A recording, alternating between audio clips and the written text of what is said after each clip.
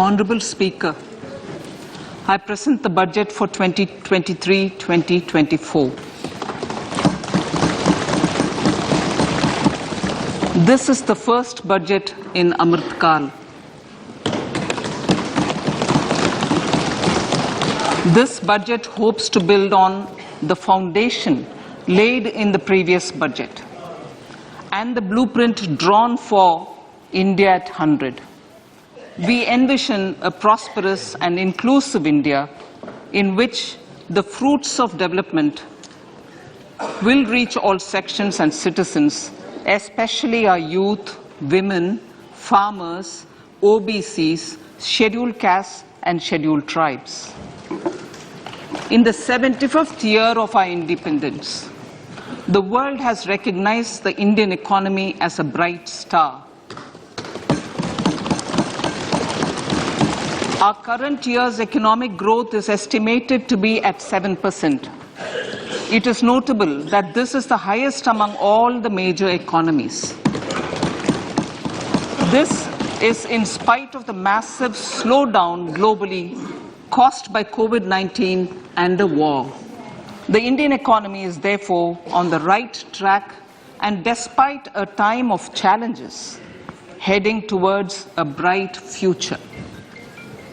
Today, as Indians stand with their head held high and the world appreciates India's achievements and successes, we are sure that elders who had fought for India's independence will, with joy, bless us in our endeavors going forward as well.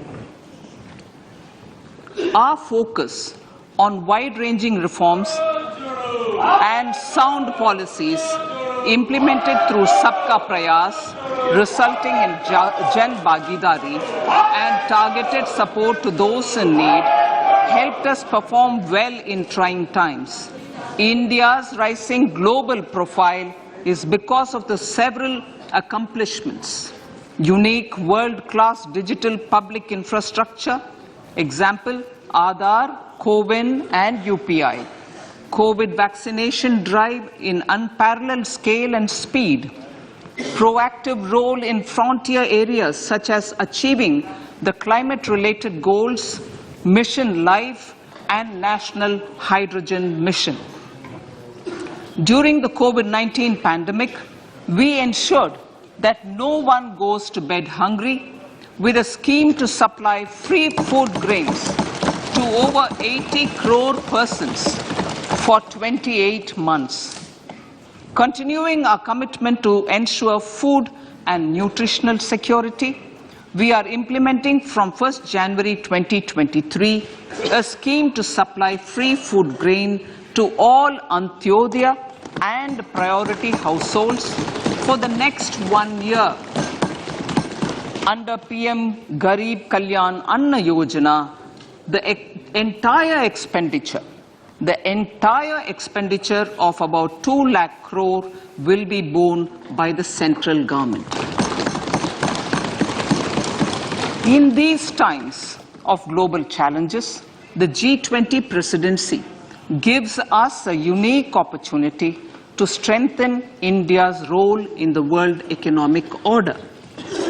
With the theme of Vasudhaiva Kutumbakam, we are steering an ambitious, people-centric agenda to address global challenges and to facilitate sustainable economic development. The government's efforts since 2014 have ensured for all citizens a better quality of life and life of dignity. The per capita income has more than doubled to 1.97 lakh rupees. In these 9 years, the Indian economy has increased in size from being 10th to 5th largest in the world. We have significantly improved our position as well as a well-governed and innovative country with a conducive environment for business as reflected in several global indices.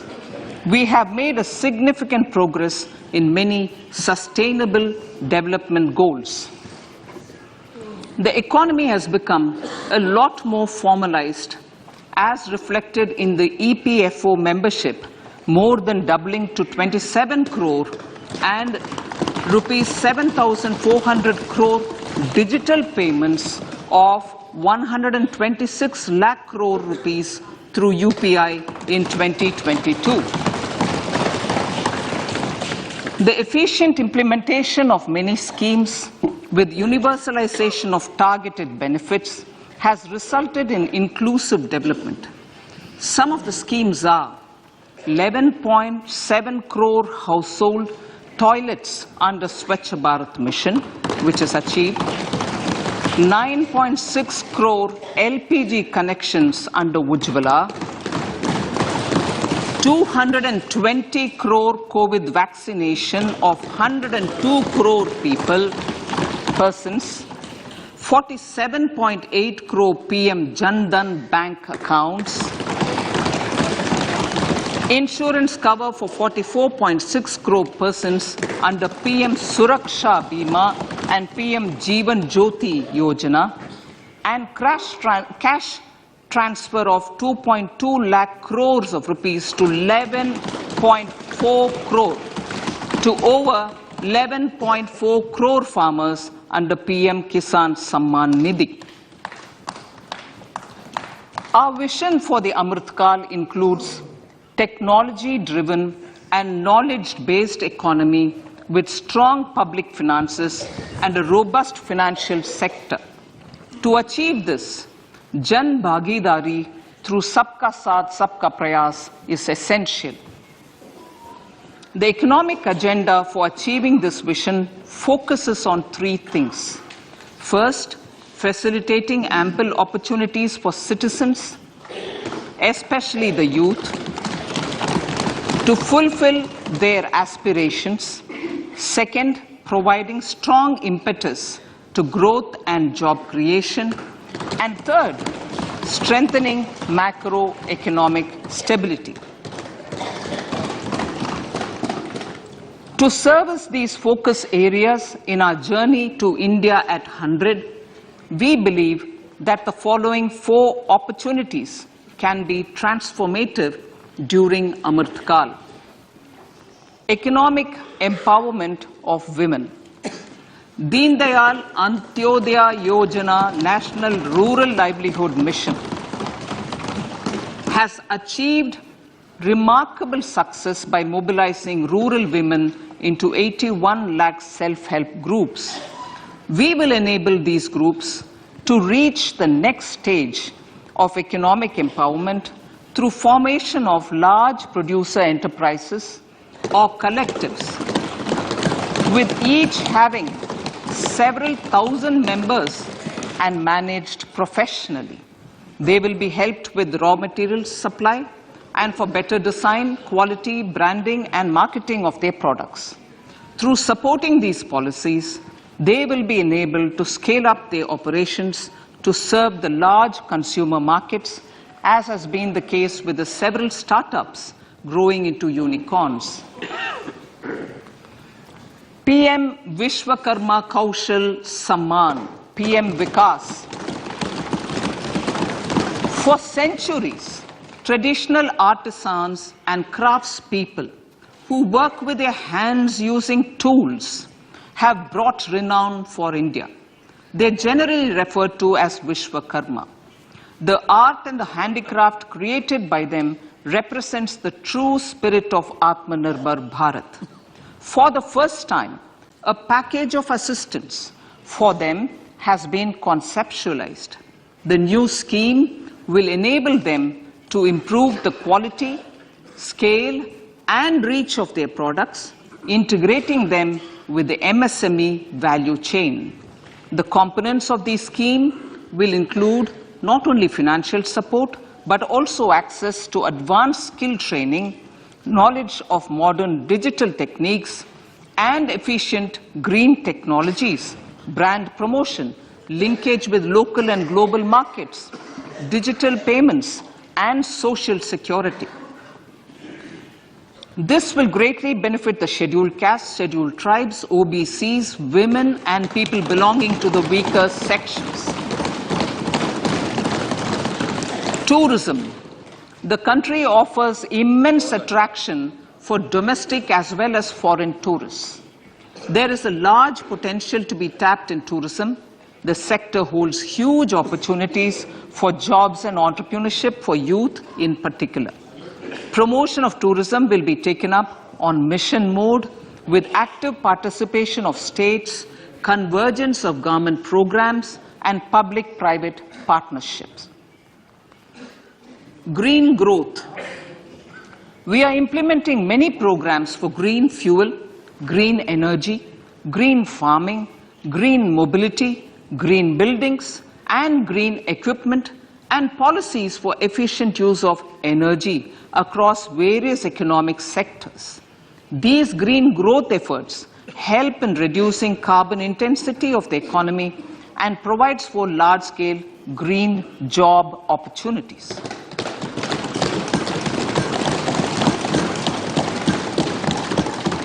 Priorities of this budget. The budget adopts the following 7 priorities. They complement each other and act as the Saptarishi guiding us through the Amritkal. Inclusive development, reaching the last mile, infrastructure and investment, unleashing the potential, green growth, youth power, and financial sector. I now speak on the priority number 1, inclusive development.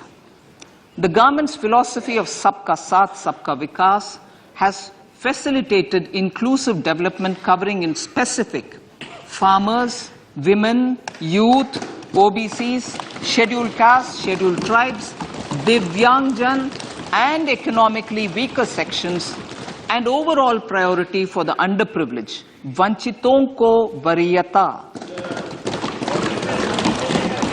There has also been a sustained focus on Jammu Kashmir, Ladakh and the Northeast. This budget builds on those efforts. Digital public infrastructure for agriculture. Digital public infrastructure for agriculture will be built as an open source, open standard and interoperable public good. This will enable inclusive farmer-centric solutions through relevant information services for crop planning and health, improved access to farm inputs, credit and insurance, help for crop estimation, market intelligence, and support for growth of agri-tech industry and startups.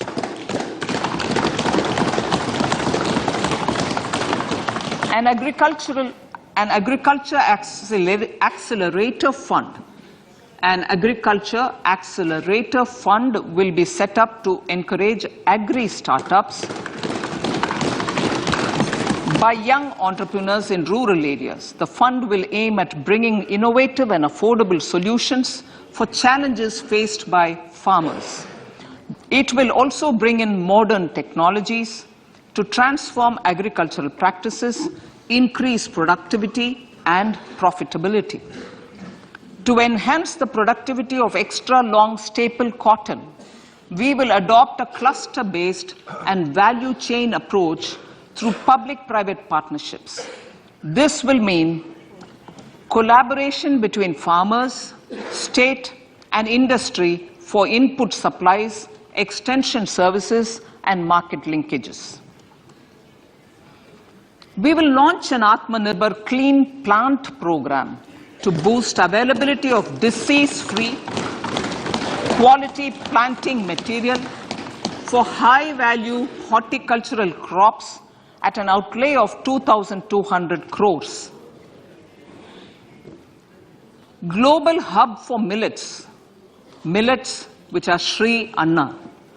India is the forefront.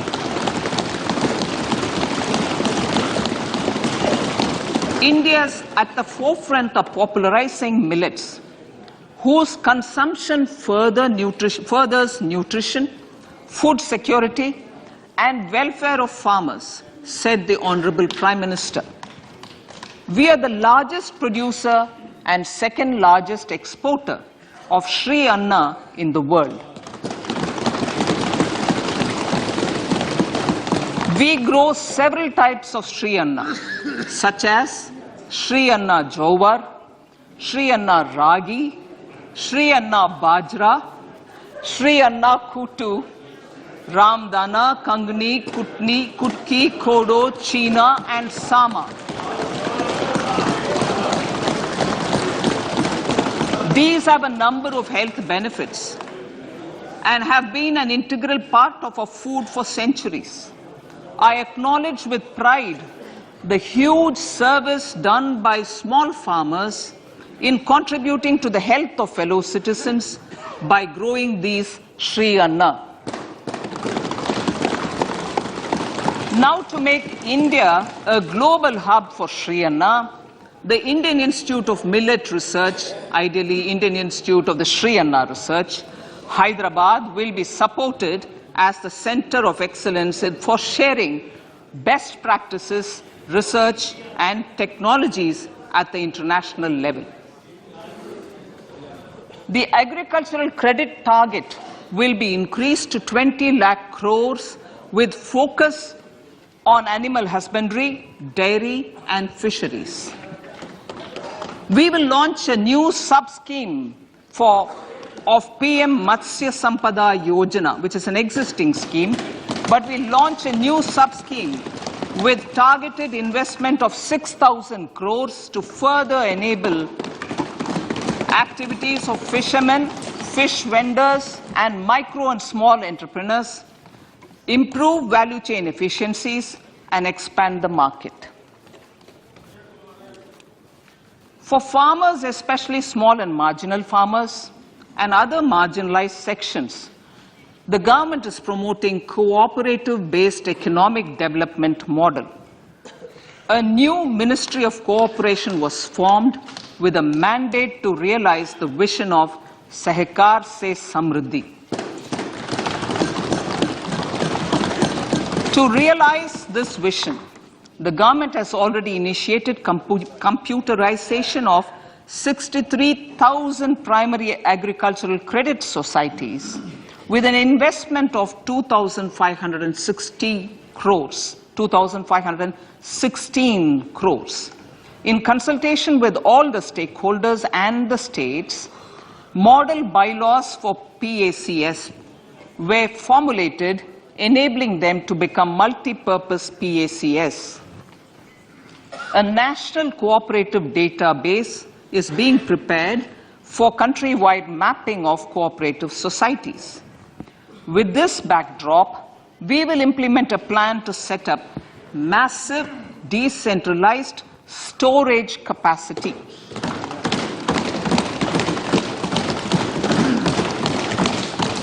This will help farmers store their produce and realize remunerative prices through sale at appropriate times. The government will also facilitate setting up of a large number of multi-purpose cooperative societies, primary fisheries societies, and dairy cooperative societies in uncovered panchayat and villages in the next 5 years.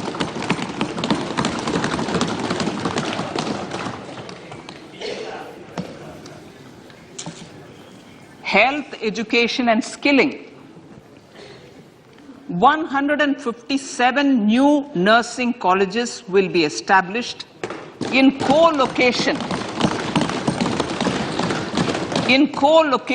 with the existing 157 medical colleges established since 2014. A mission to eliminate sickle cell anemia by 2047 will be launched. It will entail awareness creation, universal screening of 7 crore people in the age group of 0 to 40 years in affected tribal areas, and counseling through collaborative efforts of central ministries and state governments. Facilities in select ICMR labs, Indian Council for Medical Research labs, will be made available for research by public and private medical college faculty and private sector R&D teams for encouraging collaborative research and innovation.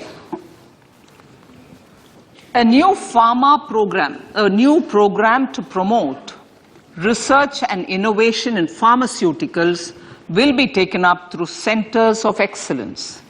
We shall also encourage industry to invest in research and development in specific priority areas. Dedicated multidisciplinary courses for medical devices will be supported in existing institutions to ensure availability of skilled manpower for futuristic medical technologies, high-end manufacturing and research. Teachers training. Teachers training will be re-envisioned through innovative pedagogy, curriculum transaction, continuous professional development, dipstick surveys and ICT implementation. The District Institute of Education and Training will be developed as vibrant institutes of excellence for this purpose.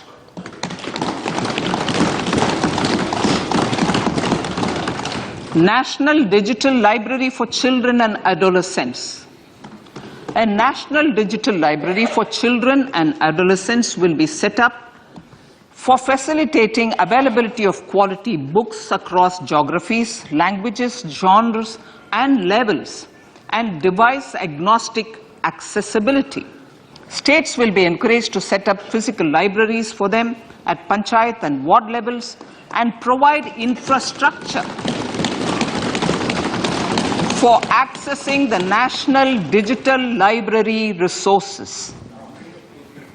Additionally, to build a culture of reading and to make up for pandemic time learning loss, the National Book Trust, the Children's Book Trust, and other sources will be encouraged to provide and replenish non-curricular titles in regional languages and in English to these physical libraries. Collaboration with NGOs that work in literacy will also be a part of this initiative. To inculcate financial literacy, financial sector regulators and organizations will be encouraged to provide age-appropriate reading material to these libraries. I move to priority 2, reaching the last mile. Prime Minister Vajpayee's government had formed the Ministry of Tribal Affairs and the Department of Development of Northeast Region to provide a sharper focus to the objective of reaching the last mile. Our government has formed the Ministries of Ayush, Fisheries, Animal Husbandry and Dairying, Skill Development, Jal Shakti and Cooperation.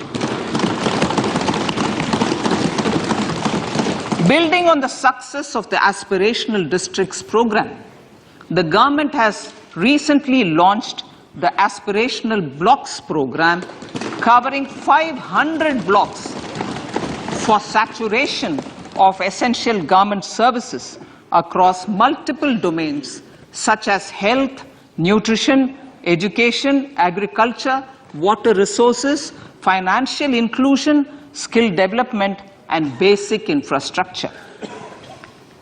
Manya Speaker, sir, Pradhan Mantri PBTG, which is Primitive Vulnerable Tribal Groups Development Mission, is being launched. To improve socio-economic conditions of the particularly vulnerable tribal groups, the PBTGs as we refer them to, Pradhan Mantri PBTG Development Mission will be launched. This will saturate PBTG families and habitations with basic facilities such as safe housing, clean drinking water and sanitation, improved access to education, health, nutrition, road and telecom connectivity, and sustainable livelihood opportunities.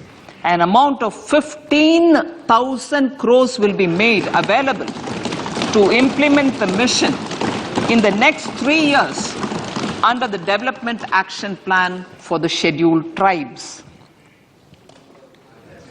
Ekalavya Model Residential Schools. In the next 3 years, Center will recruit 38,800 teachers and support staff for the 740 Ekalavya Model Residential Schools, which is serving 3.5 lakh tribal students.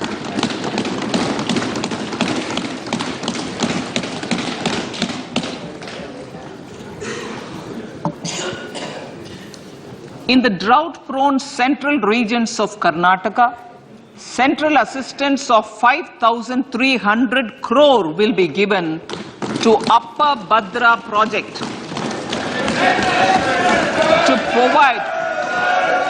to provide sustainable micro-irrigation and filling up of surface tanks for drinking water. PM Awas Yojana. The outlay for PM Awas Yojana is being enhanced by 66% to over 79,000 crores. Bharat Shared Repository of Inscriptions will be set up in a digital epigraphy museum with digitization of 1 lakh ancient inscriptions in the first stage. Support for poor prisoners. For poor persons who are in prisons and unable to afford the penalty or the bail amount, required financial support will be provided. Priority number 3, infrastructure and investment. Investments in infrastructure and productive capacity have a large multiplier impact on growth and employment. After the subdued period of the pandemic, private investments are growing again. The budget takes the lead once again to ramp up the virtuous cycle of investment and job creation. Honorable Speaker, sir, the capital investment outlay is being increased steeply for the 3rd year in a row by 33% to 10 lakh crores, which would be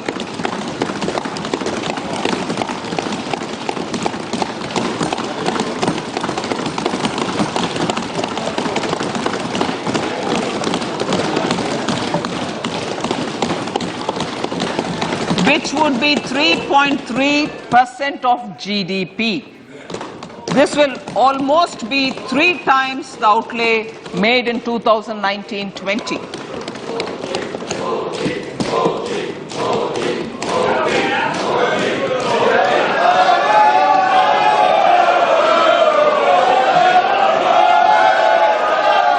This substantial increase in recent years is central to the government's efforts to enhance growth potential and job creation, crowd in private investments, and provide a cushion against global headwinds.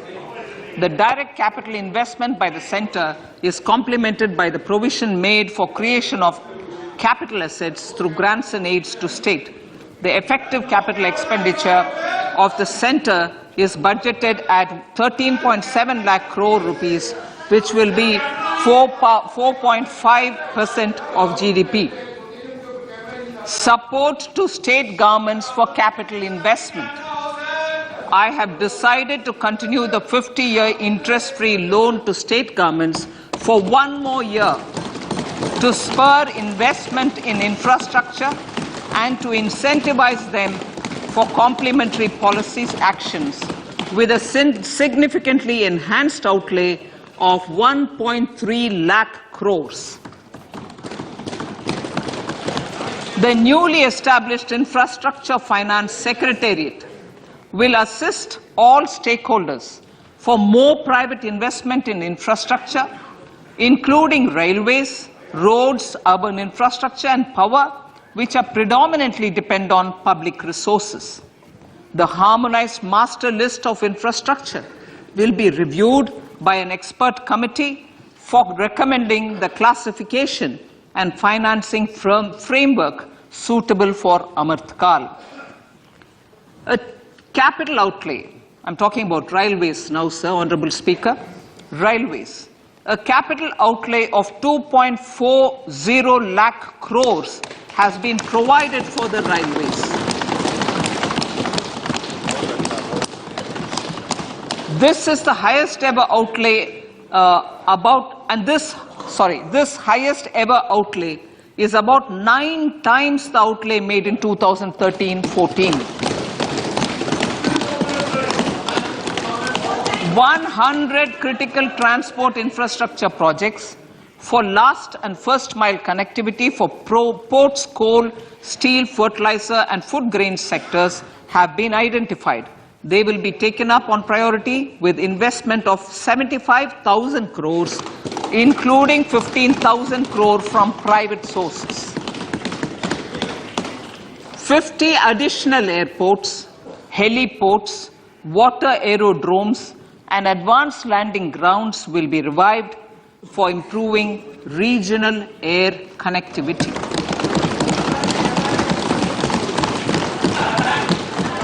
Sustainable cities for tomorrow.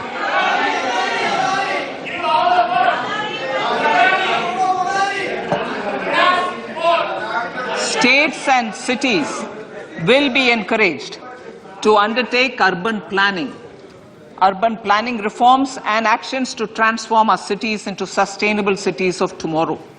This means efficient use of land resources, adequate resources for urban infrastructure, transit-oriented development, enhanced availability and affordability of urban land and opportunities for all. Through property tax governance reforms and ring-fencing user charges on urban infrastructure, cities will be incentivized to improve their creditworthiness for municipal bonds. Like the RIDF, an urban infrastructure development fund will be established through use of priority sector lending shortfall. This will be managed by the National Housing Bank and will be used by public agencies to create urban infrastructure in Tier 2 and Tier 3 cities. States will be encouraged to leverage resources from the grants of the 15th Finance Commission as well as existing schemes to adopt appropriate user charges while accessing the UIDF. We expect to make available 10,000 crore rupees per annum for this purpose. All cities and towns will be enabled for 100% mechanical desludging of septic tanks and sewers to transition from manhole to machine hole mode.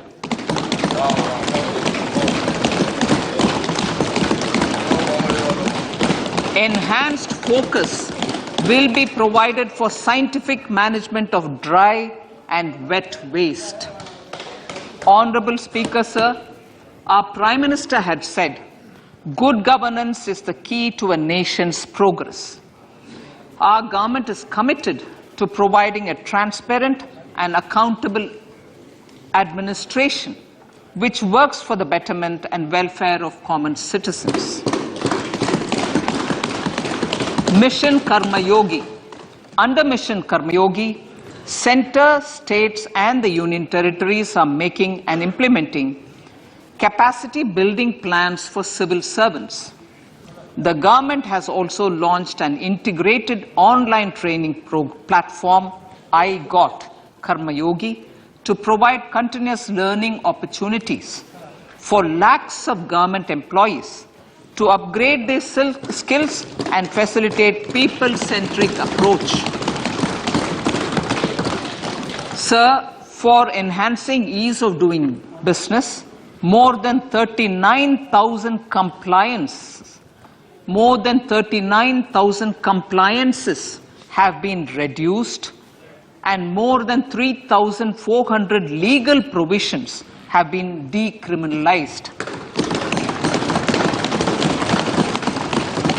For furthering the trust-based governance, we have introduced the Jan Vishwas Bill to amend 42 central acts. This budget proposes a series of measures to unleash the potential of our economy. Centers of Excellence for Artificial Intelligence. For realizing the vision of Make AI in India and Make AI Work for India, 3 centers of excellence for artificial intelligence will be set up in top educational institutions. Leading industry players will partner in conducting interdisciplinary research, develop cutting-edge applications, and scalable problem solutions in the areas of agriculture, health, and sustainable cities. This will galvanize an effective AI ecosystem and nurture quality human resources in the field. National Data Governance Policy.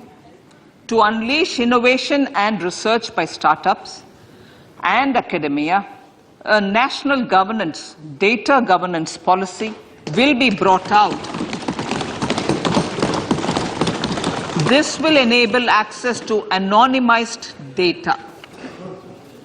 The KYC process will be simplified, adopting a risk-based instead of one-size-fits-all approach. The financial sector regulators will also be encouraged to have a KYC system fully amenable to meet the needs of digital India. One-stop solution for identity and address updating. A one-stop solution for reconciliation and updating of identity and address of individuals maintained by various government agencies, regulators, and regulated entities will be established using DigiLocker service and Aadhaar as foundational identity. Speaker, sir, common business identifier. For the business establishments required to have a permanent account number, the PAN will be used as the common identifier for all digital systems of specified government agencies. This will bring ease of doing business, and it will be facilitated through a legal mandate. For obviating the need for separate submission of same information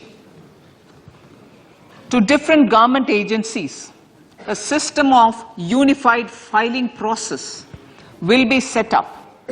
Such filing of information or return in simplified forms on a common portal will be shared with other agencies as per the filer's choice.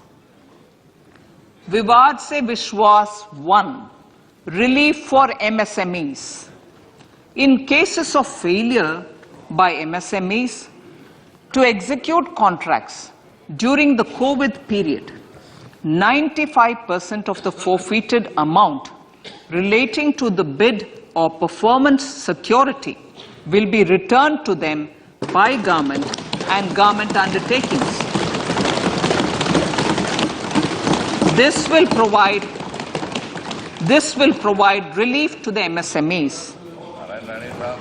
Vivad Se Vishwas 2. Settling contractual disputes. To settle contractual disputes of government and government undertakings, wherein arbitral award is under challenge in a court, a voluntary settlement scheme with standardized terms will be introduced. This will be done by offering graded settlement terms depending on pendency level of the dispute. The state support mission of Niti Aayog will be continued for 3 years for our collective efforts towards national priorities. Result-based financing. To better allocate scarce resources for competing development needs, the financing of select schemes will be changed on a pilot basis from input-based to result-based. E-courts. For efficient administration of justice, Phase 3 of the e-courts project will be launched with an outlay of 7,000 crores. Fintech services in India have been facilitated by our digital public infrastructure, including Aadhaar, PM Jan Dhan Yojana, Video, KYC, India Stack, and UPI. To enable more fintech innovative services, the scope of documents available in DigiLocker for individuals will be expanded. An entity, DigiLocker, will be set up for the use by MSMEs, large businesses, and also charitable trusts. This will be towards storing and sharing documents online securely whenever needed with various authorities, regulators, banks, and other business entities. 5G services. 100 labs for developing applications using 5G services will be set up in engineering institutions.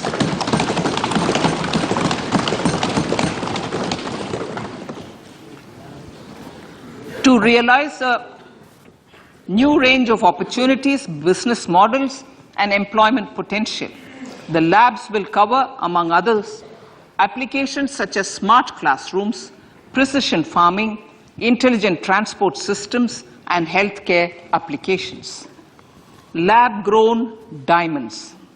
Lab-grown diamonds is a technology and innovation-driven emerging sector with high employment potential. These environment-friendly diamonds, which have optically and chemically the same properties as natural diamonds. To encourage indigenous production of LGD, lab-grown diamond seeds and machines, and to reduce import dependency, a research and development grant will be provided to one of the IITs for 5 years. To reduce the cost of production, a proposal to review the custom duty on LGD seeds will be indicated in Part B of the speech. I come to the fifth priority, Honorable Speaker, sir, green growth. Honorable Prime Minister has given a vision for life or lifestyle for environment to spur a movement of environmentally conscious lifestyle. India is moving forward firmly for the Panchamrit, the net zero carbon emission by 2070 to usher in green industrial and economic transition. This budget builds on our focus on green growth. The recently launched National Green Hydrogen Mission, with an outlay of 19,700 crores, will facilitate transition of the economy to low carbon intensity, reduce dependence on fossil fuel imports, and make the country assume technology and market leadership in this sunrise sector. Our target is to reach an annual production of 5 MMT by 2030. Energy transition. This budget provides for 35,000 crores for priority capital investment towards energy transition and net zero objectives and energy security by Ministry of Petroleum and Natural Gas. To steer the economy on sustainable development path, battery energy storage systems with capacity of 4,000 MWH will be supported with viability gap funding. A detailed framework for pumped storage projects will also be formulated. Renewable energy evacuation.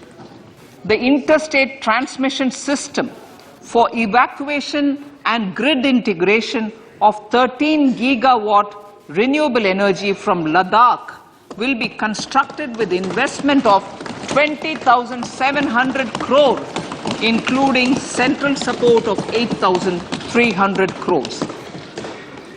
Green Credit Program. For encouraging behavioral change, a green credit program will be notified under the Environment Protection Act. This will incentivize environmentally sustainable and responsive actions by companies, individuals, and local bodies, and help mobilize additional resources for such activities. PM Program for Restoration, Awareness, Nourishment, and Amelioration of Mother Earth, PM Pranam, will be launched to incentivize states and union territories to promote alternative fertilizers and balanced use of chemical fertilizers. Go Bardhan Scheme. 500 new waste to wealth plants under Go Bardhan, galvanizing organic bio-agro resources done. Go Bardhan scheme will be established for promoting circular economy. These will include 200 compressed biogas plants, including 75 plants in urban areas, and 300 community or cluster-based plants at a total investment of 10,000 crores.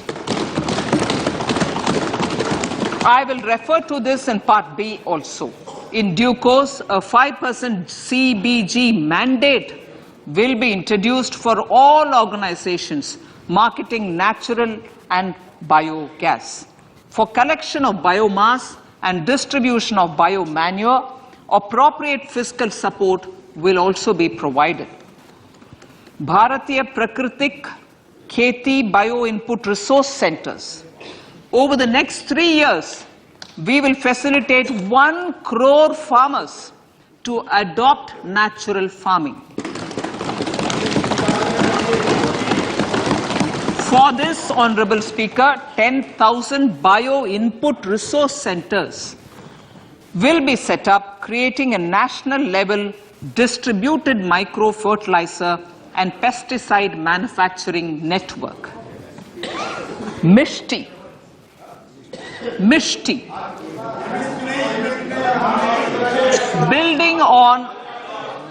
Building on India's success in afforestation, mangrove initiative for shoreline habitats and tangible incomes, Mishti, will be taken up for mangrove plantation along the coastline and on salt pan lands wherever feasible through convergence between Manrega, Campa, Fund and other sources. Amrit Dharohar. Wetlands are vital ecosystems which sustain biological diversity. In his latest Mann Ki Baat, the Prime Minister said, now, I quote, now the total number of Ramsar sites in our country has increased to 75, whereas before 2014, there were only 26, unquote. Local communities always been at the forefront of conservation efforts. The government will promote their unique conservation values through Amrit Dharohar, a scheme that will be implemented over the next 3 years to encourage optimal use of wetlands and enhance biodiversity, carbon stock, ecotourism opportunities, and income generation for local communities. Coastal shipping. Coastal shipping will be promoted as the energy efficient and lower cost mode of transport, both for passengers and freight, through PPP mode with viability gap funding. Vehicle replacement. Vehicle replacement is an important continuing policy, replacing the old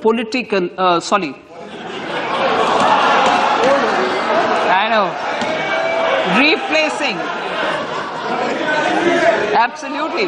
Thank you. Replacing old polluting vehicles. May be applicable, right? Replacing old polluting vehicles is an important part of greening our economy.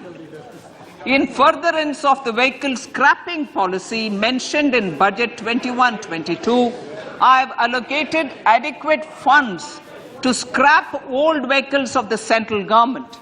States will also be supported in replacing old vehicles and old state ambulances. Honorable Speaker, sir, I move to priority 6, youth power. To empower our youth and help the Amrit PD realize their dreams, we have formulated the National Education Policy, which is very wide in its scope, but one of the things is also to focus on skilling, adopted economic policies that facilitate job creation at scale and have supported business opportunities. Pradhan Mantri Kaushal Vikas Yojana. Pradhan Mantri Kaushal Vikas Yojana 4.0 will be launched to skill lakhs of youth within the next 3 years. On-job training, industry partnership, and alignment of courses with needs of industry will be emphasized. The scheme will also cover new age courses for Industry 4.0 like coding, AI, robotics, mechatronics, IoT, 3D printing, drones, and other soft skills.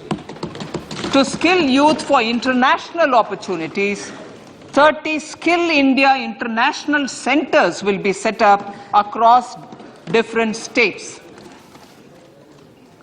The digital ecosystem for skilling will be further expanded with the launch of a unified Skill India digital platform for enabling demand-based formal skilling, linking with employers including MSMEs, and facilitating access to entrepreneurship schemes. To provide stipend support to 47 lakh youths in 3 years, direct benefit transfer under a pan-India national apprenticeship promotion scheme will be rolled out. Tourism. Honorable Speaker, sir, with an integrated and innovative approach, at least 50 destinations will be selected through challenge mode. In addition to aspects such as physical connectivity, virtual connectivity, tourist guides, high standards for food streets, and tourist security, all the relevant aspects would be made available on an app to enhance tourist experience. Every destination would be developed as a complete package. The focus of development of tourism would be on domestic as well as foreign tourists.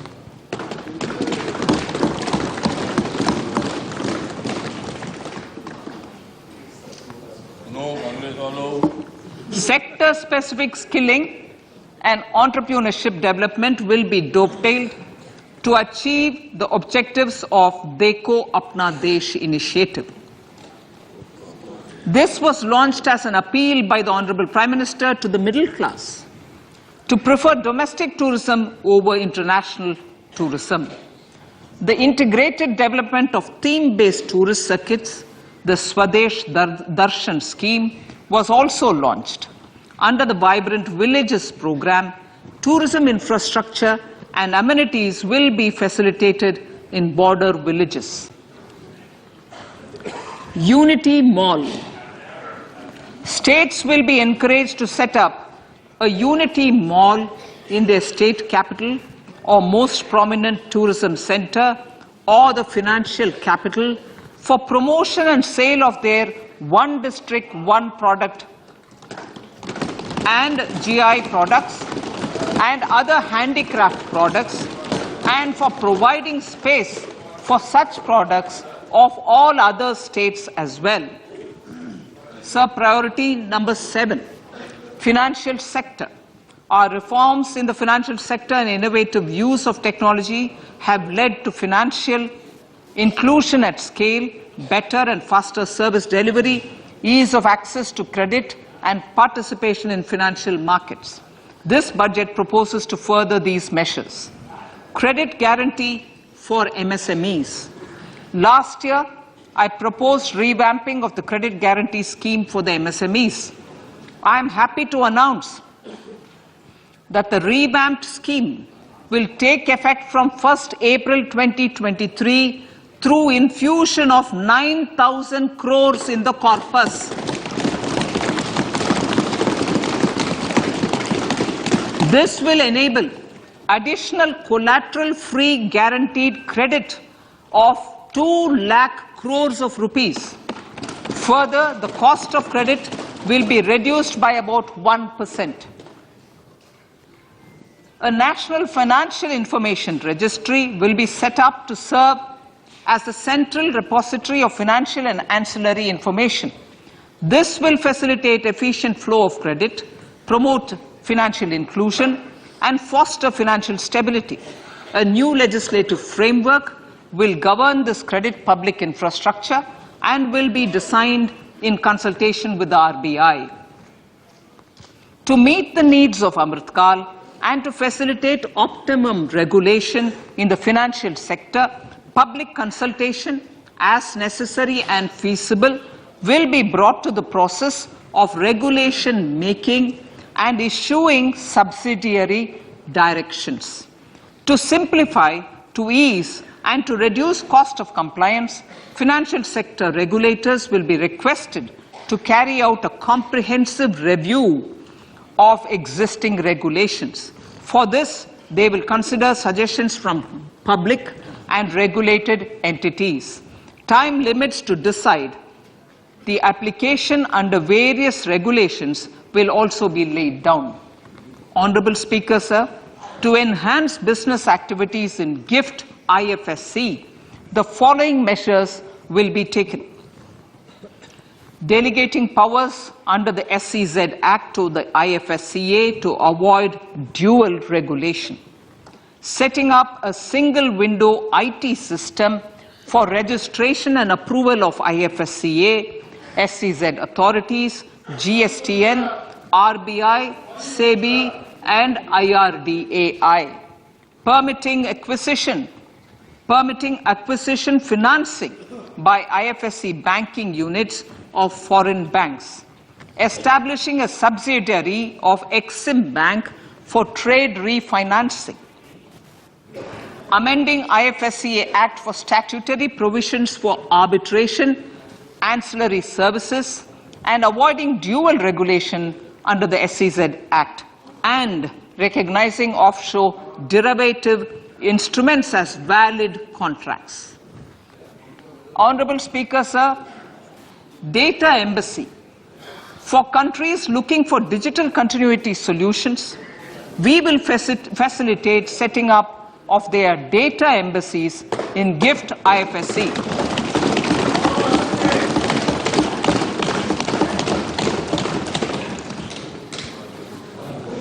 Improving governance and investor protection in banking sector.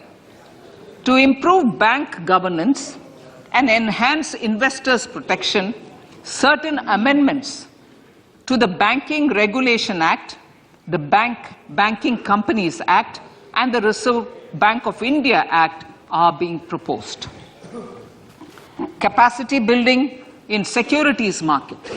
Honorable Speaker, sir, to build capacity of functionaries and professionals in the securities market, SEBI will be empowered to develop, regulate, maintain, and enforce norms and standards for education in the National Institute of Securities Markets and to recognize award of degrees, diplomas, and certificates. A central processing center will be set up for faster response to companies through centralized handling of various forms filed with field officers under the Companies Act. reclaiming of shares and dividends. For investors to reclaim unclaimed shares and unpaid dividends from the Investor Education and Protection Fund Authority with ease, from the Investor Education and Protection Fund Authority with ease, an integrated IT portal will be established. Digital payments continue to find wide acceptance.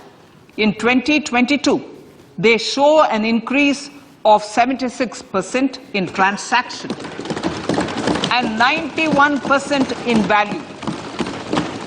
Fiscal support for this digital public infrastructure will continue in 2023-2024. आजादी का अमृत महोत्सव, महिला सम्मान बचत पत्र. For commemorating Azadi Ka Amrit Mahotsav, a one-time new small savings scheme, Mahila Samman Savings Patra or Savings Certificate, Mahila Samman Savings Certificate will be made available for a 2-year period up to March 2025. This will offer deposit facility up to 2 lakh in the name of a woman or girls for a tenure of 2 years at fixed interest rate of 7.5% with partial withdrawal option. Senior citizens. The maximum deposit limit for senior citizens savings scheme will be enhanced from 15 lakh to 30 lakhs of rupees. The maximum deposit limit for monthly income account scheme will be enhanced from 4.5 lakh to 9 lakh for single account and from 9 lakh to 15 lakh for joint account. Honorable Speaker, sir, fiscal management. 50 years interest-free loan to states. The entire 50-year loan to states has to be spent on capital expenditure within 2023-24. Most of this will be at the discretion of the states, but a part will be conditional on states increasing their actual capital expenditure. Parts of the outlay will also be linked to or allocated for the following purposes: scrapping old government vehicles, urban planning reforms and actions, financing reforms in urban local bodies to make them credit-worthy for municipal bonds, housing for police personnel above or as part of the police station, constructing unity malls, children and adolescent libraries and digital infrastructure, and state share of capital expenditure of central schemes. Honorable Speaker, sir, fiscal deficit of states. States will be allowed a fiscal deficit of 3.5% of GSDP, of which 0.5% will be tied to power sector reforms. Revised estimates 2022 to 2023. The revised estimate, Honorable Speaker, sir, of the total receipts other than borrowing is 24.3 lakh crores, of which the net tax receipts are 20.9 lakh crores. The revised estimate of the total expenditure is 41.9 lakh crores of rupees, of which the capital expenditure is about 7.3 lakh crores. The revised estimate of the fiscal deficit is 6.4% of GDP, adhering to the budget estimate. So budget estimates of 2023-24. Coming to 2023-24, the total receipts other than borrowings and the total expenditure are estimated at 27.2 lakh crores and 45 lakh crores respectively. The net tax receipts are estimated at 23.3 lakh crores. The fiscal deficit is estimated to be 5.9% of the GDP. In my budget speech for 21-22, I had announced that we plan to continue the path of fiscal consolidation, reaching a fiscal deficit of below 4.5% by 2025-26, with a fairly steady decline over the period. We have adhered to this path, and I reiterate my intention to bring the fiscal deficit below 4.5% of GDP by 2025-26. To finance the fiscal deficit in 2023-24, the net market borrowings from dated securities are estimated at 11.8 lakh crores. The balance financing is expected to come from small savings and other sources. The gross market borrowings are estimated at 15.43 lakh crores of rupees. Honorable Speaker, sir, I now move to Part B.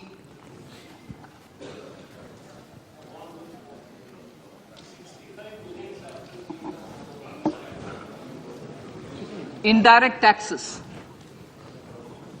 My indirect tax proposals will aim to promote exports, boost domestic manufacturing, enhance domestic value addition, encourage green energy and mobility. A simplified tax structure with fewer tax rates helps in reducing compliance burden and improving tax administration.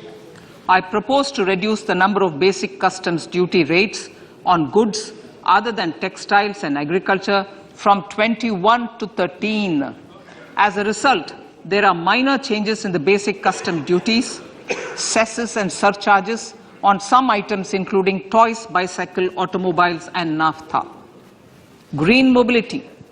To avoid cascading of taxes on blended compressed natural gas, I propose to exempt excise duty on GST paid compressed biogas contained in it.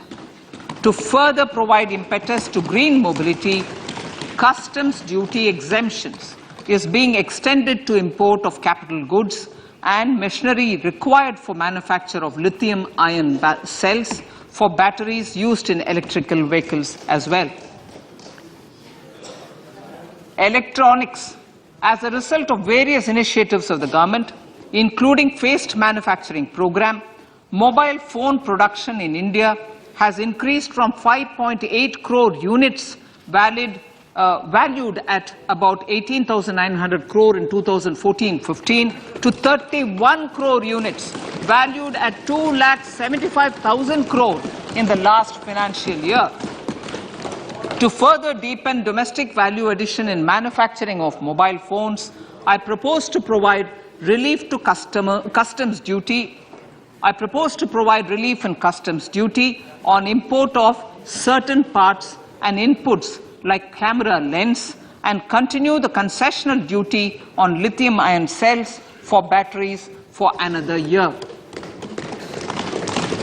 Similarly, to promote value addition in manufacture of televisions, I propose to reduce the basic customs duty on parts of open cells of TV panels to 2.5%. Electrical. To rectify inversion of duty structure and encourage manufacturing of electric kitchen chimneys, the basic custom duty on electric kitchen chimney is being increased from 7.5% to 15%, and that on heat coils for these is proposed to be reduced from 20% to 15%. Chemicals and petrochemicals. Denatured ethyl alcohol is used in chemical industry. I propose to exempt basic customs duty on it. This will also support the ethanol blending program and facilitate an endeavor for energy transition. Basic customs duty is also being reduced on acid-grade fluorospar from 5% to 2.5% to make the domestic fluorochemicals industry competitive. Further, the basic customs duty on crude glycerine for use in manufacture of epichlorohydrin is proposed to be reduced from 7.5% to 2.5%.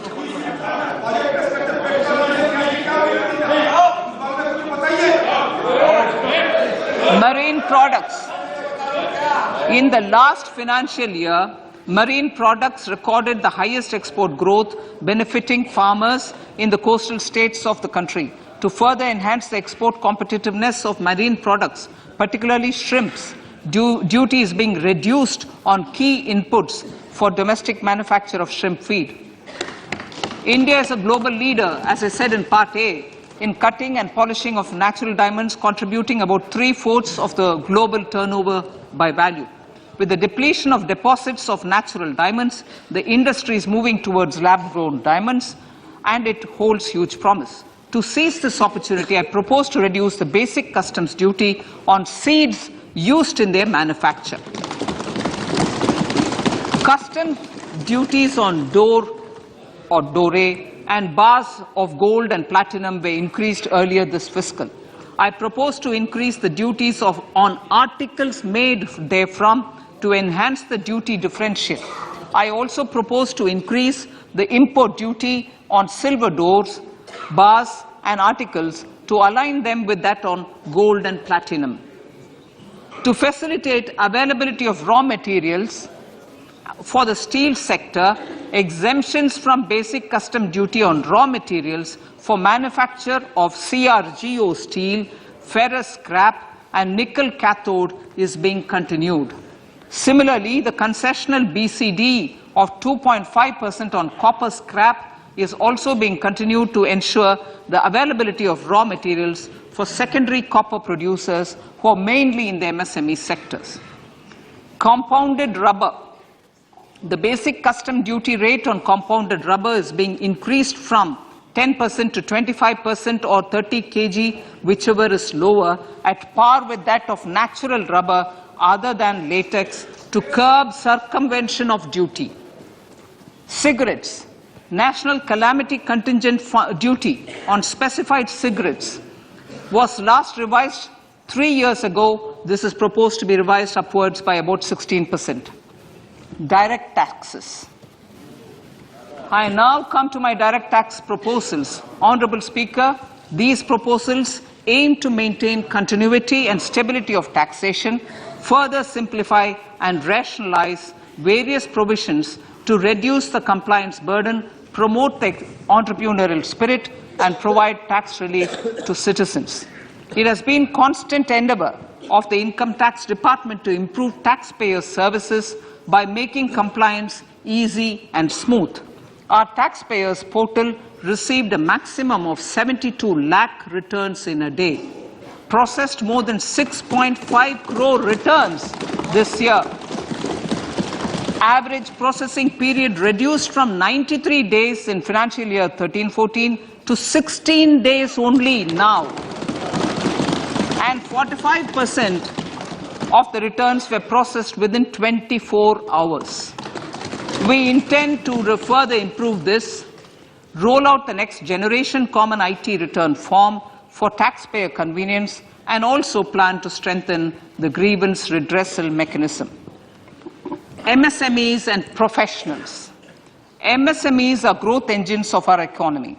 Micro enterprises with turnover up to 2 crore of rupees and certain professionals with turnover of up to 50 lakh rupees can avail the benefit of presumptive taxation.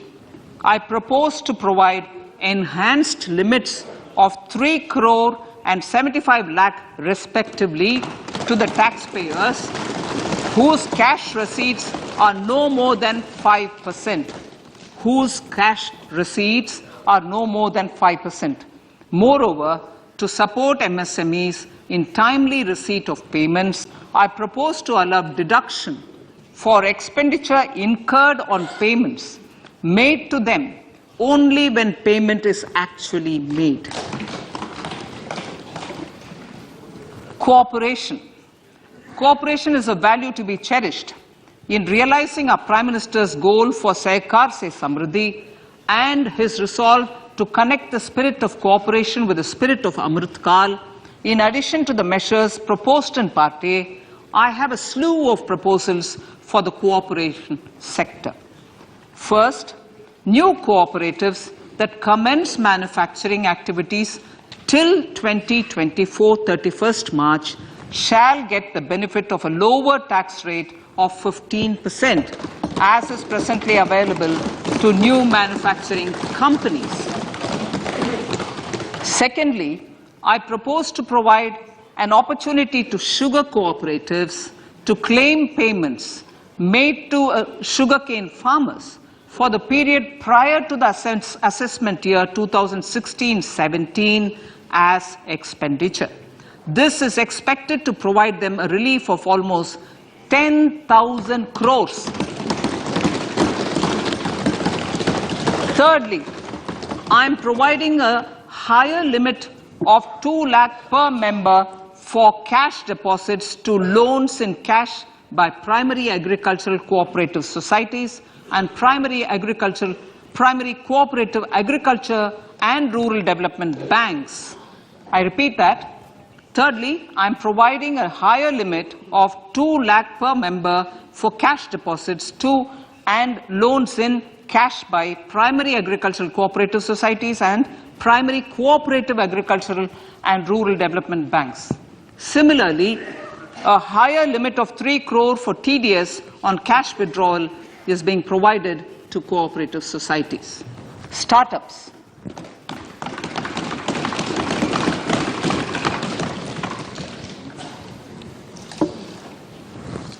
Entrepreneurship is vital for a country's economic development. We have taken a number of measures for startups and they have borne results. India is now the third largest ecosystem for startups globally and ranks second in innovation quality among middle-income countries. I propose to extend the date of incorporation for income tax benefits to startups from 31/3/2023 to 31/3/2024. I further propose to provide the benefit of carry forward of losses on change of shareholding of startups from 7 years of incorporation to 10 years.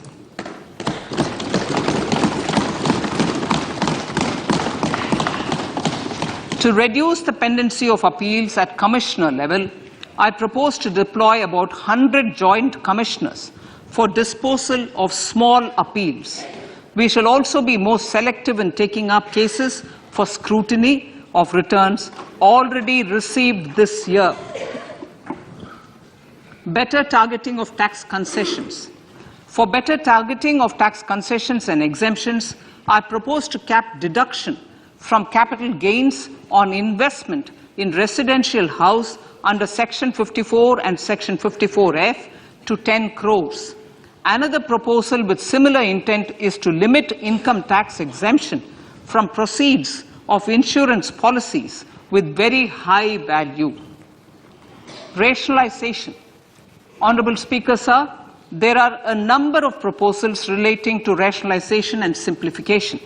Income of authorities, boards, and commissions set up by statutes of union or state for the purpose of housing, development of cities, towns, and villages, and regulating and developing an activity or matter is proposed to be exempted from income tax. Other major measures in this direction are removing the minimum threshold of 10,000 for TDS and clarifying taxability relating to online gaming, not treating conversion of gold into electronic gold receipts and vice versa as capital gains, reducing the TDS rate from 30% to 20% on taxable portion of EPF withdrawals in non-PAN cases, and taxation on income for market-linked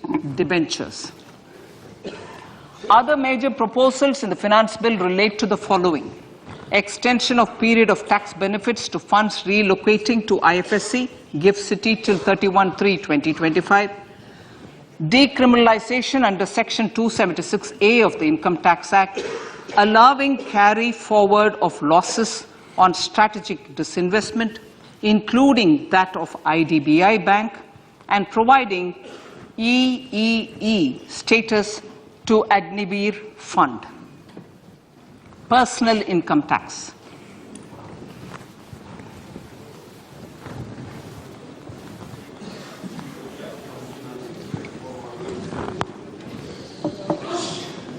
Now I come to what everyone is waiting for. Personal income tax. I have 5 major announcements to make in this regard. These primarily benefit our hard-working middle class.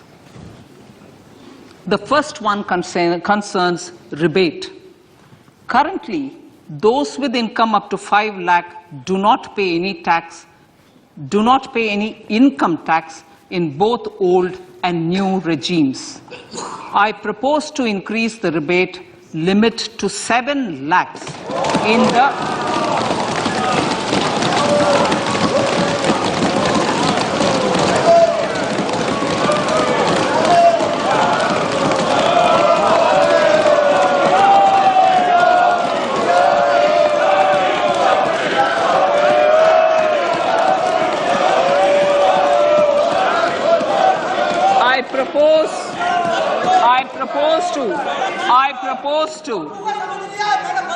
I propose to increase the rebate limit to 7 lakh in the new tax regime. Thus, persons in the new tax regime with income up to 7 lakhs will not have to pay any tax at all. The second proposal relates to middle-class individuals. I had introduced in the year 2020 the new personal income tax regime with 6 income slabs starting from 2.5 lakh. I propose to change the tax structure in this regime by reducing the number of slabs to 5 and increasing the tax exemption limit to 3 lakhs. The new tax rates are 0 to 3 lakh, nil. 3 to 6 lakhs, 5%. 6 to 9 lakhs, 10%. 9 to 12 lakh, 15%. 12 to 15 lakhs, 20%. And above 15 lakhs, 30%. This will provide major relief to all taxpayers in the new regime. An individual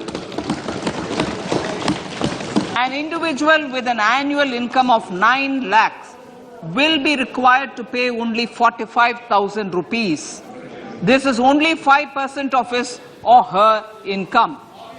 It is a reduction of 25% on what he or she is required to pay now.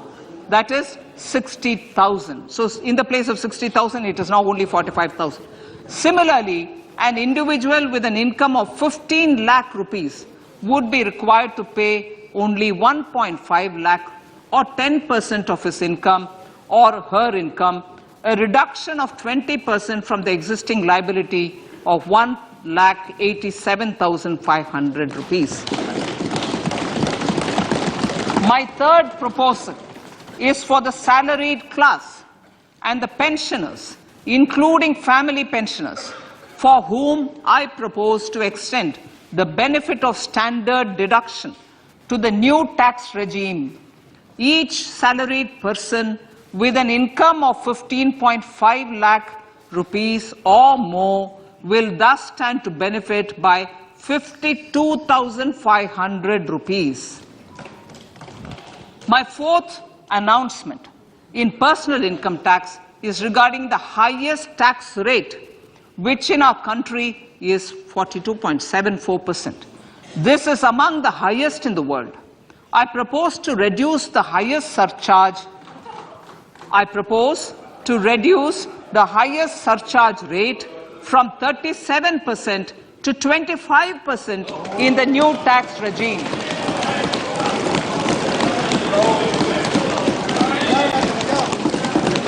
This would result in reduction of the maximum rate. This would result in the reduction of the maximum tax rate to 39%. Lastly, the limit of 3 lakh rupees for tax exemption on leave encashment on retirement of non-government salaried employees was last fixed in the year 2002, when the highest basic pay in the government was only 30,000 rupees per month. In line with the increase in the government salaries, I am proposing to increase this limit to 25 lakh rupees.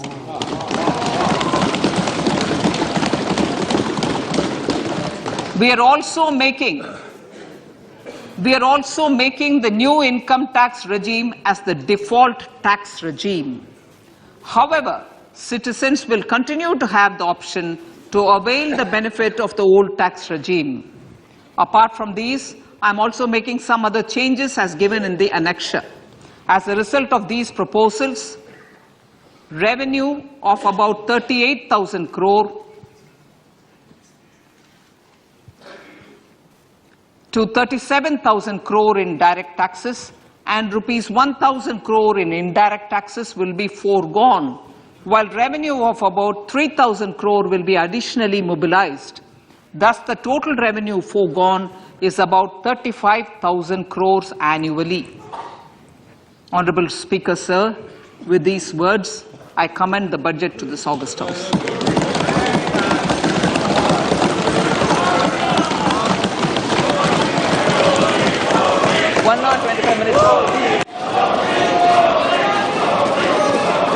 Item number 1, माननीय item number 2, Shrimati Nirmala Sitharaman ji. Sir, with your permission, I lay on the table of the following statements.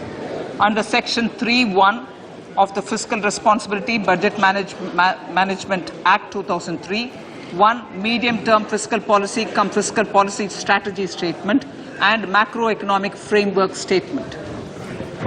माननीय सदस्यगण, जैसा कि आपको समाचार भाग 2 के माध्यम से पहले ही सूचित किया जा चुका है कि माननीय वित्त मंत्री जी के बजट भाषण की प्रतियां हार्ड कॉपी के रूप में उपलब्ध कराई गई है. आप बजट भाषण की अपनी अपनी प्रति प्रकाशन पलक से ले लें. आपको ये भी सूचित किया जाता है कि माननीय मंत्री द्वारा बजट प्रस्तुत किए जाने के पश्चात उसकी प्रतियां आपको मेंबर्स पोर्टल के माध्यम से उपलब्ध करा दी जाएगी. आइटम नंबर 3, माननीय मंत्री जी, वित्त मंत्री जी. Sir, with your permission, I rise to move for leave to introduce the Finance Bill 2023. प्रश्न ये कि विधेयक को पुनर्स्थापित करने की अनुमति प्रदान की जाए. जो सदस्य इसके पक्ष में हाँ कहें, जो सदस्य विरोध में ना कहें. मेरे विचार में निर्णय हाँ वालों के पक्ष में. माननीय मंत्री जी विधेयक को पुनर्स्थापित करें. Sir, I introduce the bill. सभा की कार्रवाई कल गुरुवार दिनांक 2 फरवरी 2023 को प्राप्त 11 बजे तक के लिए स्थगित की जाती है.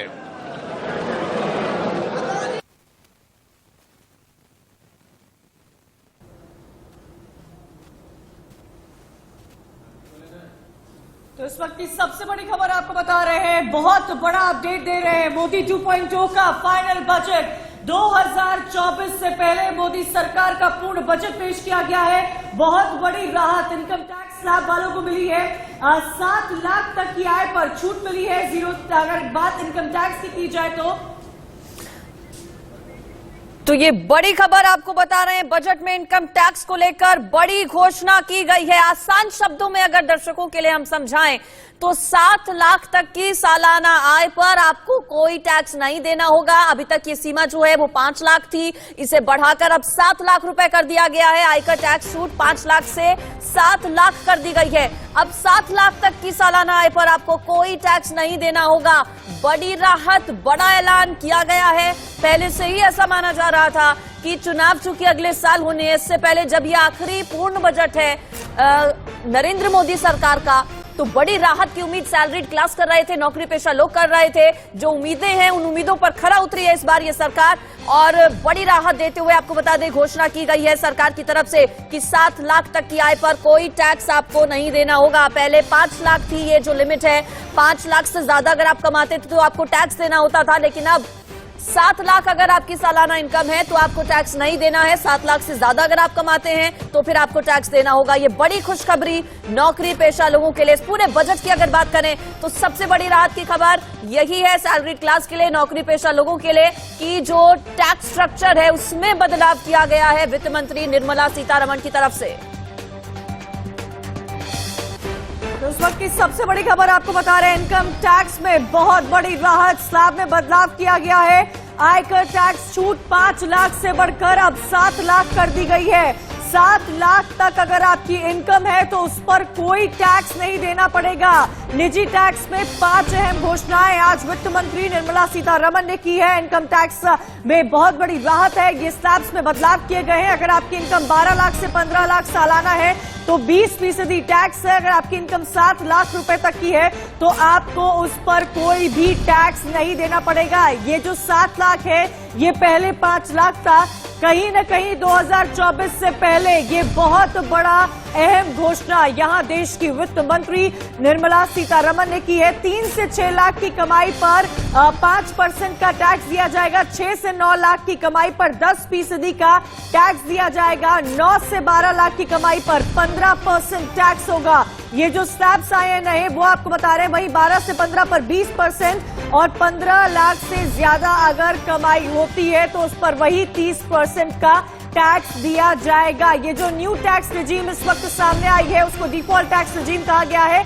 हालांकि देश की वित्त मंत्री निर्मला सीतारमण ने यह भी कहा कि पिछले जो टैक्स बेनिफिट्स हैं, पिछली टैक्स सिचुएशन के अकॉर्डिंग उसको आप प्रिवेल कर सकते हैं। बहुत बड़ी और अहम बातें बजट को लेकर जिसका सबको इंतजार था, इनकम टैक्स को लेकर आखिर सरकार की तरफ से, निर्मला सीतारमण की तरफ से क्या घोषणा की जाएगी, वो घोषणा सामने आ गई है। टैक्स को लेकर सबसे बड़ा अपडेट जो इस वक्त ये आ रहा है कि जो अमाउंट पहले जिस पर कोई टैक्स नहीं लगती थी वो 5 लाख था, अब वो सीधा बढ़कर 7 लाख हो गया है। बहुत बड़ी राहत उन तमाम मिडिल क्लास लोगों के लिए जिनकी इनकम सालाना 7 लाख या उससे कम होती है। तो कहीं न कहीं सबकी नजर टिकी हुई थी कि आखिर सरकार इस बार जो मिडिल क्लास है उसको लेकर क्या करने वाली है। बिल्कुल कंचन, और अगर हम बात करें जब टैक्स जो बजट है वो पेश कर रही थी निर्मला सीतारमण, तो खुद उनकी तरफ से जब टैक्स को लेकर बयान देना शुरू किया गया तो उन्होंने कहा कि अब मैं उस पॉइंट पर आ रही हूं जिसका आप सभी को इंतजार था। और ये हकीकत भी है कि आम जनता जो है, जो सैलरीड क्लास है, जो नौकरी पेशा लोग हैं, जब टैक्स आता है, जब बजट आता है तो सिर्फ इसी बात पर नजर टिका कर रखते हैं कि क्या टैक्स में उन्हें कोई छूट मिलेगी क्या। An effective capex of 13.7 lakh crore would have a multiplier effect on the economy, creating jobs and facilitating private sector investment. Attention to sustainability is equally laudable. For instance, 35,000 crore has been allocated to green transition. The budget has also made a welcome provision to promote Atmanirbhar Bharat by rationalizing customs duty on inputs, and beneficial income tax provisions for the middle class to provide security and boost consumption have been announced. Let me take you through some of the key recommendations. The 10 lakh crore capex, public sector capex, a 33% increase from last year, is a welcome move, a key CI recommendation.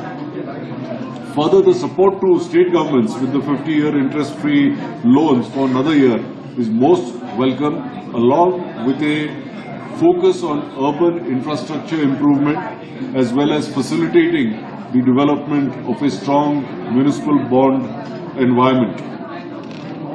We believe that this increase in infra allocation will boost growth, create jobs and further private investment. On railways, a 2 lakh crore allocation will help create many more stronger transport infrastructure projects. With the railways opting for private sector participation, we will see true PPP happening in this area. 50 additional airports for regional air connectivity will further improve infrastructure-led growth. On housing, the PM Awas Yojana outlay has been increased by 66% to 79,000 crore. Again, another welcome move. A significant focus on healthcare and capacity building for healthcare, including 157 new nursing colleges, ICM. तो इसी बीच आपको बता दें कि मोदी 2.0 का final budget पेश किया गया है। इन सबके बीच सबकी नजरें टिकी हुई थी कि आखिर इस बार देश की वित्त मंत्री निर्मला सीतारमण टैक्स को लेकर क्या बातें सामने रखने वाली है।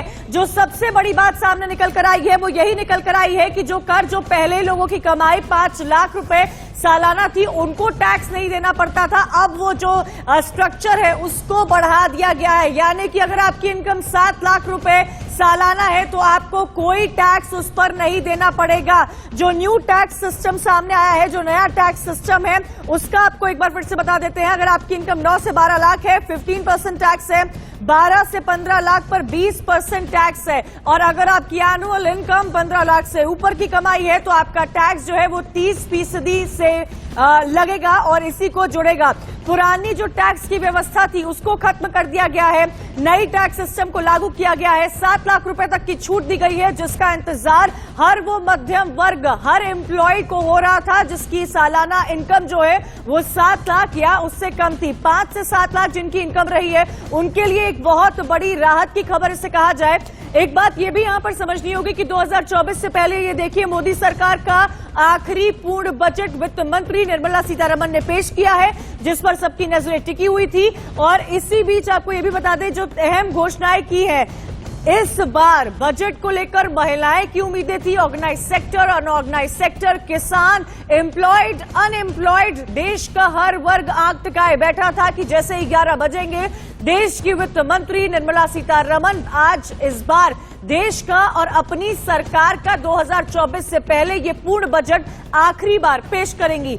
जो सबसे अहम बात जिस पर सबकी नजरें टिकी रहती है वो टैक्स को ही लेकर टिकी रहती है। ये जो बहुत बड़ा बेनिफिट इस बार वित्त मंत्री निर्मला सीतारमण की तरफ से दिया गया है वो नई कर व्यवस्था का है। उसका ऐलान किया गया है कि अगर आपकी सालाना इनकम 7 लाख होती है तो उस पर कोई भी टैक्स नहीं लिया जाएगा। जो न्यू टैक्स है वो 3 लाख से 6 लाख की कमाई पर 5% आया है। ये न्यू टैक्स इस वक्त आपको बता रहे हैं 6 से लेकर 9 लाख तक की कमाई पर 10% आपको टैक्स देना होगा। यानी कि 9 से 12 तक 15% टैक्स और 12 से लेकर 15 लाख तक की कमाई पर 20 लाख टैक्स। और वहीं आपको यही बता दें कि उससे ऊपर की जो कमाई होती है यानी कि 15 लाख से ऊपर अगर आपकी सालाना इनकम है तो जो आपका टैक्स है वो 30% से ज्यादा 30% लगेगा। तो ये जो पूरा कल की प्रणाली है जो इस बार बदलकर सामने आई है वो इस वक्त आपको समझा रहे हैं। देश भर की निगाहें टिकी हुई थी कि आखिर देश की वित्त मंत्री निर्मला सीतारमण क्या इनकम टैक्स को लेकर कोई बदलाव सामने ला सकती है। आयकर टैक्स में ये बहुत बड़ी छूट मानी जा रही है क्योंकि जो आंकड़ा था, जो एक तरह से कहा जाए कि जो सालाना इनकम जिन लोगों की 7 लाख थी वो भी अब पिछले जिनकी इनकम 5 लाख थी उसी स्लैब में सामने निकल कर आ रहे हैं। पुरानी कर व्यवस्था को खत्म कर दिया गया है। बहुत बड़ी राहत मिडिल क्लास के लिए, उन तमाम एम्प्लॉयज के लिए जो टकटकी लगाए इंतजार कर रहे थे कि इस बार इनकम टैक्स में क्या बदलाव लेकर आ रही है देश की वित्त मंत्री निर्मला सीतारमण। और कहीं ना कहीं आप देखिए क्योंकि जो एक मिडिल क्लास होता है उसकी सैलरी से ही घर का राशन, घर की तमाम चीजें लगती है, इसीलिए हर साल मिडिल क्लास को काफी उम्मीद होती है सरकार से। 2024 बहुत बड़ा साल है भारतीय जनता पार्टी के लिए, लोकसभा चुनाव होने वाले हैं। उससे पहले ये मोदी सरकार का आखिरी पूर्ण बजट पेश किया गया है जिसमें सबकी नजरें लगातार टिकी हुई थी। और इन सब के बीच आपको यहां पर यह भी जानकारी दे दें क्योंकि लंबे समय से इंतजार किया जा रहा था, और भी कई अहम बातें हैं जो आज टैक्स में की गई है। और ये कहा गया है कि बजट में जो टैक्स है जिसको लेकर सबसे बड़ी राहत है, एक बार फिर से उसका रुख कर लेते हैं। जब आप जो न्यू स्कीम आई है टैक्स की वो आपको एक बार फिर से बता देते हैं। 0 से 3 लाख तक कोई भी टैक्स नहीं, 3 से 6 लाख 5%, 6 से 9 लाख 10% टैक्स, 9 से 12 लाख 15% टैक्स, 12 से 15 लाख 20% टैक्स और 15 लाख से ऊपर जिनकी सालाना कमाई वो 30% टैक्स देंगे। निजी टैक्स में ये 5 अहम घोषणाएं हैं जो लगातार इंडिया न्यूज आपको बता रहा है। ये वो टैक्स के स्लैब है जिसकी जानकारी हर घर तक पहुंचनी चाहिए क्योंकि हर घर का एक व्यक्ति जो एम्प्लॉयड होता है, जो नौकरी पेशा होता है, उसके लिए बहुत महत्वपूर्ण है कि जो वो कमाई पर साल यानी कि सालाना करता है उसका कितना परसेंटेज वो टैक्स में देता है। और हर बार यही उम्मीद लगाई जाती है कि सरकार टैक्स को कम करेगी। ज्यादा जानकारी इसी पर हमें दे रहे हैं हमारे संवाददाता अजय जांडियाल, सीधा उनका रुख करते हैं। अजय, बहुत बड़ा बजट आज देश की वित्त मंत्री निर्मला सीतारमण ने पेश किया है। हम सबकी नजरें, देश के हर नागरिक की नजर टिकी हुई थी कि आखिर इनकम टैक्स में क्या बदलाव सामने आ रहा है।